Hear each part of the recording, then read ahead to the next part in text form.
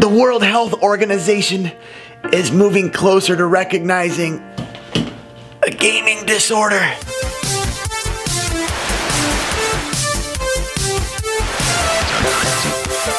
Hey friends, I'm Rip. Make sure and like this video. We would really appreciate it. Today I want to talk about a topic that I have been seeing bouncing around the gaming community for a while, and I wanted to throw my own hat in the ring because I understand what they're saying, but I disagree fully. Check this out. Basically, long story short, in case you guys haven't heard, the World Health Organization, otherwise known as WHO, has made another step forward in formalizing the concept of video game addiction. Now, before I go on, I do understand video game addiction because I understand addiction in anything in life. We can be addicted to anything in the world. Sometimes it can be extremely bad to be addicted to certain things, and some things might not be such a big deal to be addicted to. But yes, I agree, video game addiction can be a thing because, like I said, you can be addicted to anything. But here is where my beef lies. The 11th version of the ICD is due out in 2018, and experts have finally settled on a first draft. It is the first time that the ICD has included an entry for gaming, placing it in the same category, disorders related to drugs,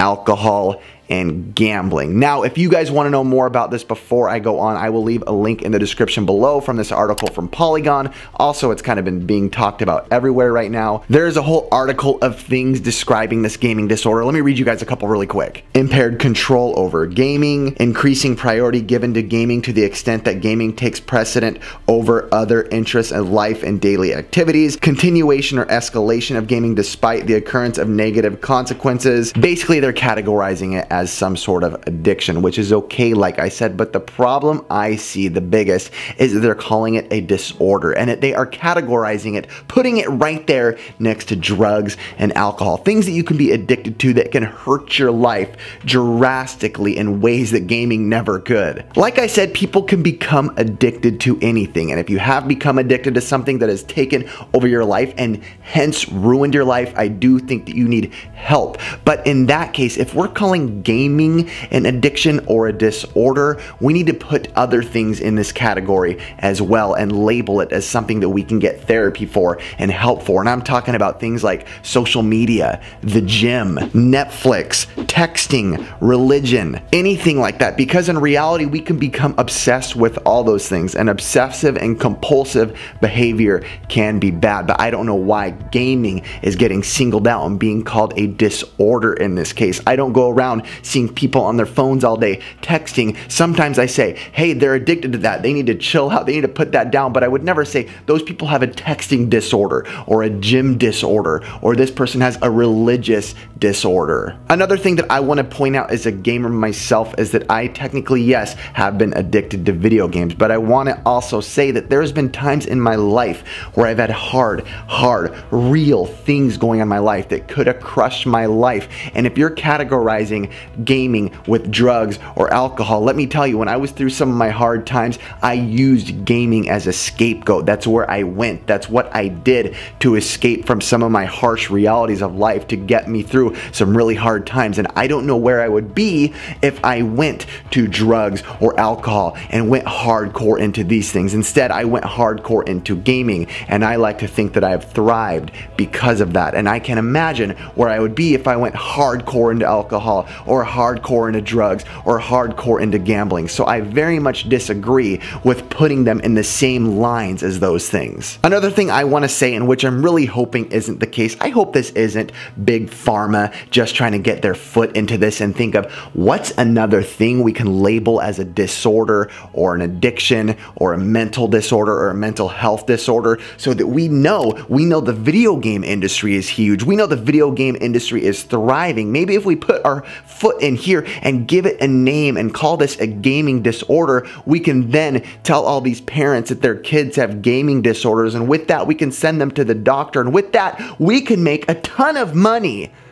by prescribing them drugs and pills in order to make them feel like they don't have a gaming disorder. And then maybe hopefully they also won't get addicted to those drugs and then also be doing the other thing they just categorized gaming with. I wanted to make this video mostly because I have been addicted to gaming, and I have been addicted to things that have been harmful and bad in my life. And I think being addicted to gaming and being addicted to some other things that might be on this list are polar opposites. Do not place gaming in this category. Heck no. It does not work. It doesn't make sense. I see what they're trying to do. Can it be addictive? Yes. Is it a disorder? Heck no.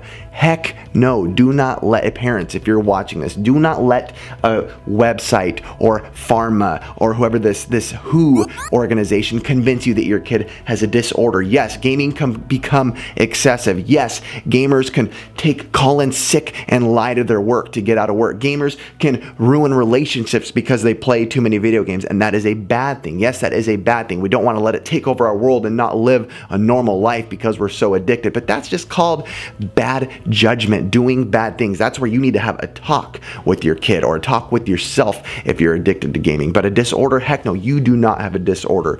Do never let anybody tell you you have a disorder because you like playing video games a lot. And if you do it obsessively, find a way to do it healthy, in a way where it doesn't ruin relationships or your job. Do that, but don't let yourself think that you have a gaming disorder. Never have I thought I would hear that, and never will I agree that I have a gaming disorder with anybody. I got video game tattoos all over my body. I talk about video games. It has become a way of life for me, a way to live for me. It has been healthy for me. And on top of that, I'm getting another gaming tattoo this weekend. So you want to say I'm going to get some more disorderly conduct in my body? Then say it, because I'm standing up for gamers, saying we don't have any sort of disorder. All right, that's it, you guys. Make sure and like and subscribe, and make sure you check out the article in the link below. Also, Shady J's video, which is a video that kind of got me into watching all this stuff. Check it out. Have a good one, you guys, and we really do appreciate you watching. See ya.